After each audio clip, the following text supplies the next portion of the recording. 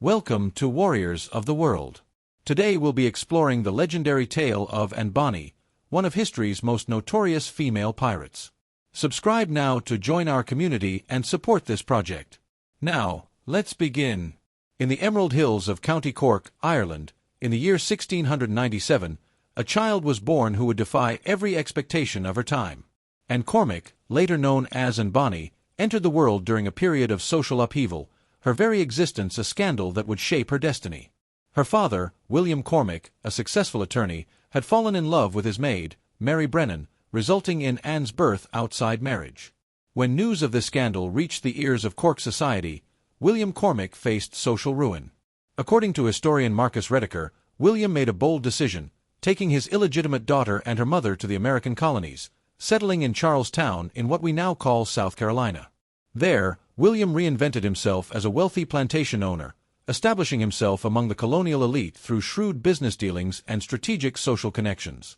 Young and grew up in a world of privilege mixed with the rough edges of colonial frontier life. From her earliest days, she showed a spirit that couldn't be contained by the rigid expectations of colonial society. Historical accounts suggest she possessed a fiery temper, with local legends claiming she once seriously injured a servant who angered her. Unlike other plantation daughters who learned embroidery and etiquette, and mastered horseback riding, firearms, and sword fighting, skills typically reserved for young men of her class. The colonial society of Charlestown attempted to mold Anne into a proper young lady, but she resisted at every turn. Maritime historian David Cordingly notes that Anne developed a reputation for wearing men's clothing and carrying weapons openly, shocking the conservative sensibilities of the colonial elite. Her father's wealth protected her from most consequences, but the tension between Anne's nature and society's expectations grew with each passing year. Local records from the period paint a picture of a young woman who frequented the docks, conversing with sailors and learning about the wider world beyond the plantation's boundaries. These early experiences would prove crucial in shaping her future path, introducing her to the maritime culture that would eventually become her home. Dock workers reported seeing her practice knot tying and studying navigation charts, unusual pursuits for a woman of her social standing. By the age of 13, Anne was already defying gender norms, taking over management of significant portions of her father's plantation business. She negotiated with merchants, supervised field workers, and demonstrated a keen understanding of maritime trade routes that would later serve her well in her piratical career. As Anne reached her teenage years, her father attempted to arrange a suitable marriage for her, following the customs of the day. The most promising prospect was a wealthy merchant's son from Virginia, whose family owned extensive tobacco plantations. But Anne had other ideas. At the age of 16, she found herself drawn to a penniless sailor named James Bonny, much to her father's dismay. James Bonny was everything William Cormac feared for his daughter, a man without prospects, property, or social standing. When Anne announced her intention to marry James, her father flew into a rage, threatening to disinherit her completely. Colonial records show that William offered Anne a substantial dowry if she would reconsider and marry within her social class. Instead, Anne made a decision that would forever change her life. She married James Bonny in secret and left the plantation behind. The newlyweds sailed to New Providence in the Bahamas, then known as the Republic of Pirates. This haven for sea rogues operated outside colonial law, functioning as a quasi-democratic society where former sailors, escaped slaves, and social outcasts created their own rules. And found herself in an environment that matched her rebellious spirit, a place where traditional social hierarchies held no sway. However, her marriage quickly deteriorated when she discovered her husband had become an informant for Governor Woodes Rogers, earning money by betraying fellow pirates. This discovery shattered Anne's illusions about James Bonny. She had married him believing he shared her adventurous spirit, only to find he was willing to sell out his own kind for colonial silver.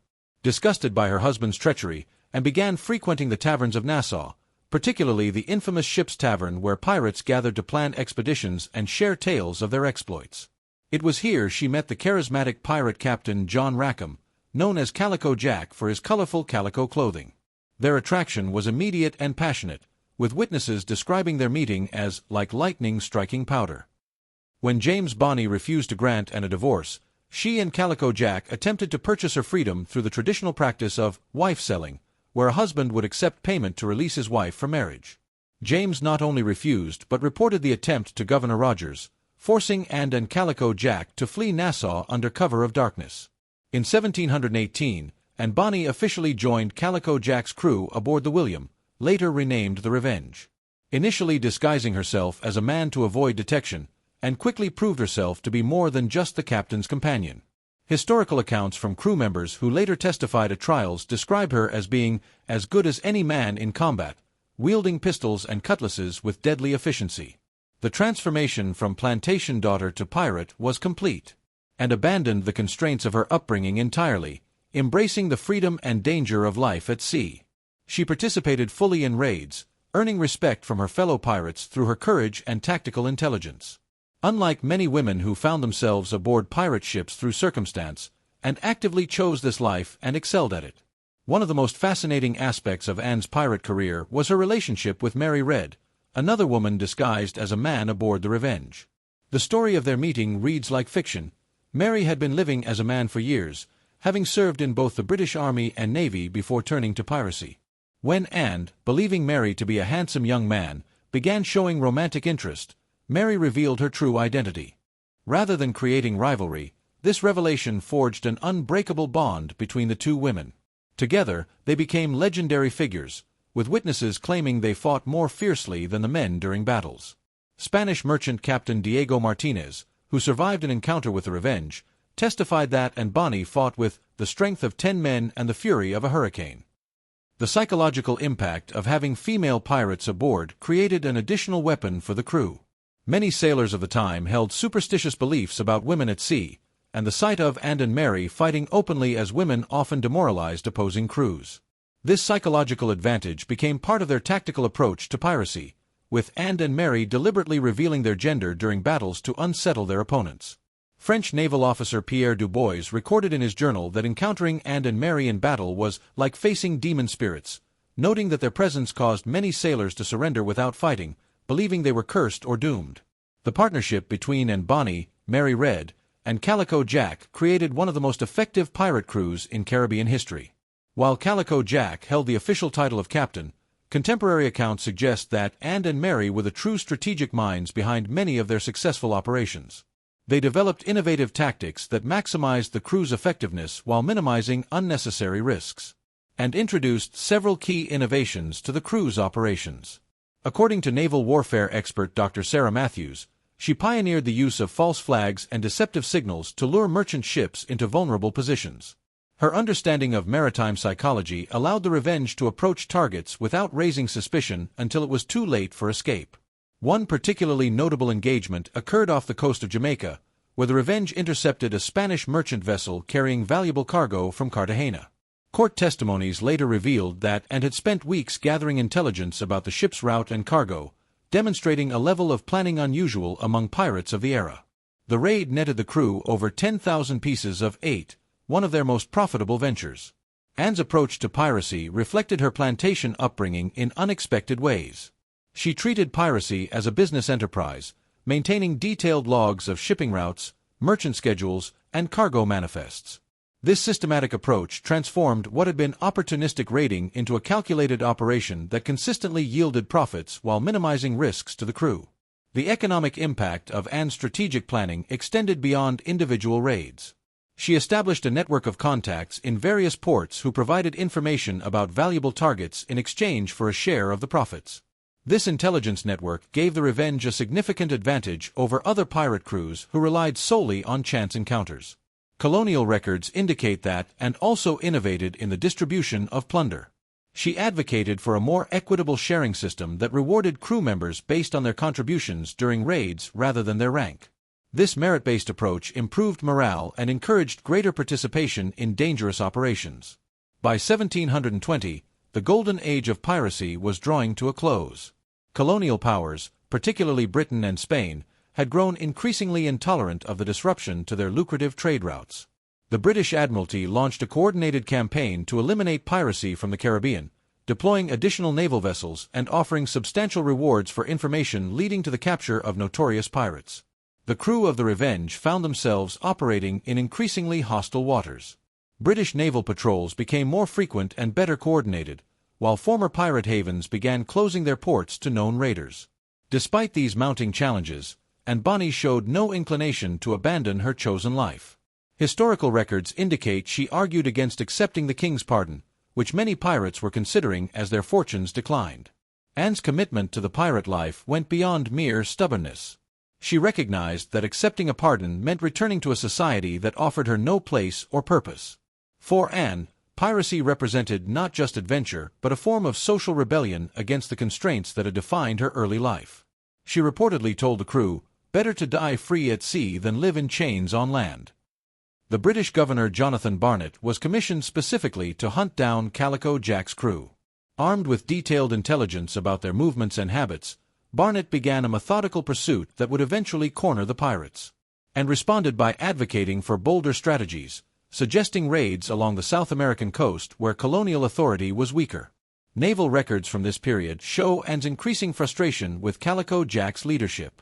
While she pushed for proactive measures to evade capture, including establishing temporary bases in remote islands and varying their attack patterns, Calico Jack seemed content to continue operating in familiar waters despite the growing danger. The tension between Anne's strategic thinking and Calico Jack's complacency created divisions within the crew. Some members supported Anne's call for adaptation, while others preferred the familiar routines that had served them well in the past. The end came off the coast of Jamaica, near Negril Point, in October 1720. Governor Barnett's sloop intercepted the Revenge during what should have been a routine operation. The pirates had just captured a fishing vessel and, in a moment of poor judgment, decided to celebrate with its rum cargo. This lapse in discipline would prove fatal to their freedom. According to court testimonies, when Barnett's men approached under cover of darkness, most of the crew was in a state of severe intoxication. The attacking force found little resistance as they boarded the ship, with most pirates either too drunk to fight or hiding below decks. The notable exceptions were Anne Bonny and Mary Red, who mounted a fierce defense despite being vastly outnumbered. Witnesses described a remarkable scene: two women standing back-to-back on the deck, fighting off multiple attackers with cutlasses and pistols. Anne allegedly shouted at the hiding male crew members, her words recorded in trial documents, "If there's a man among ye, ye'll come out and fight like the men ye are." When no one responded, she fired her pistols into the hold where the crew cowered. The battle lasted nearly an hour, with Anne and Mary employing every weapon at their disposal. They used not only conventional arms but also improvised weapons, including marlinspikes and broken bottles. Their resistance was so fierce that Barnett's men initially believed they were facing a much larger force. Despite their courage, the outcome was inevitable. Overwhelmed by superior numbers and with no support from their crewmates, Anne and Mary were eventually subdued and captured along with the rest of the pirates. The arrest of Calico Jack's crew, particularly the revelation that two of its most feared members were women, sent shockwaves through the Caribbean. The journey to Jamaica for trial became a public spectacle. Crowds gathered at every port to catch a glimpse of the famous female pirates. Anne maintained her defiance throughout, refusing to show fear or remorse. Contemporary accounts describe her walking with the bearing of a queen, despite being in chains. The trial that followed became one of the most famous in piracy history. Held in Spanish Town, Jamaica, the proceedings attracted unprecedented public attention. The courthouse was packed with spectators, including colonial officials, merchants who had been victims of piracy, and curious locals eager to see the notorious female pirates. The evidence against Anne Bonny, Mary Red, and their crewmates was overwhelming. Multiple witnesses testified to their piratical acts, including survivors of attacked ships and former crew members who had accepted pardons in exchange for testimony. The prosecution presented captured logs, stolen goods, and weapons as physical evidence. Anne's behavior during the trial further cemented her legendary status. Unlike many defendants who pleaded for mercy or claimed coercion, Anne remained unrepentant. When asked about her piratical activities, she responded with what court records describe as proud defiance. She neither denied the charges nor expressed regret for her actions. One of the most poignant moments came when Anne was allowed to speak with Calico Jack before his execution. According to witnesses, her final words to him were, "Had you fought like a man, you need not have been hanged like a dog." This statement encapsulated both her contempt for cowardice and her unwavering commitment to the pirate code of courage. The court found all defendants guilty and sentenced them to hang. However, both Anne Bonny and Mary Red made a dramatic revelation. They claimed to be pregnant. Under English common law, pregnant women could not be executed until after giving birth, a legal principle known as pleading the belly. The court ordered examinations by midwives, who confirmed both women's conditions. Mary Red died in prison in April 1721, possibly from complications related to her pregnancy or from jail fever. Anne Bonny's fate remains one of history's most intriguing mysteries. There is no official record of her execution, death in prison, or release. Contemporary researcher Dr. Linda Grant suggests that Anne may have returned to Charlestown under a new identity. Parish records from 1721 show a mysterious woman matching Anne's description purchasing property near her father's plantation. This theory gains credibility from William Cormac's will, probated in 1722, which mentions provisions for an unnamed daughter. Local Jamaican folklore tells another tale, claiming that Anne lived out her days in the island's interior, becoming a respected figure among escaped slaves and indigenous communities. While likely apocryphal, these stories speak to the enduring power of her legend. Academic studies of Anne Bonny reveal a complex individual whose motivations transcended simple rebellion. Professor Catherine Armstrong argues that Anne's choice of piracy represented a sophisticated understanding of the limited options available to women in colonial society. By choosing a life outside the law, she created a space where her gender became secondary to her abilities. Today, Anne Bonny remains one of history's most fascinating figures. Her legacy transcends her brief pirating career, representing the possibility of transformation, the courage to reject prescribed roles, and the strength to forge one's own destiny. In a world that often seems bound by rigid conventions, her story continues to inspire those who dare to chart their own course. The tale of Anne Bonny reminds us that history is not merely a chronicle of kings and generals, but also of individuals who defied expectations and changed perceptions.